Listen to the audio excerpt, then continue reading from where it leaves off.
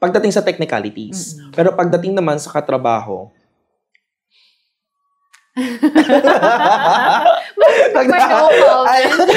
ano lang naman tayo? Pagdating sa katrabaho, siguro pag may mga ayaw ka, syempre professionally okay, pero minsan kasi may nararamdaman ka like, ba't ito nandito? Mga supplier. Pero follow po sa mga Cam Norte suppliers natin dyan. I love you guys. Iba naman ang tinutukoy ko. Ano lang tayo. Yeah. Pero, hindi na maiiwasan, di ba? Yeah, may mga ganun But we have to, para maging professional ang behavior. Di naman sa akin personally, pero may mga lang talaga, something na may mafe-feel ka. Di ba may ganun?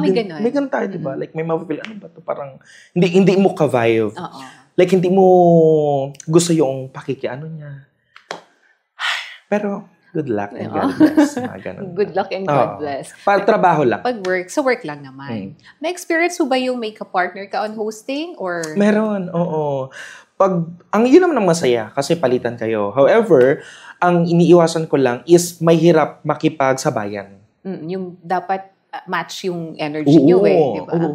Kapag nag-uusap naman kami prior, halimbawa yan, ikaw tayo madam, ang nangyayari dito, tara ganito, ganyan. Or may orientation na muna. Pero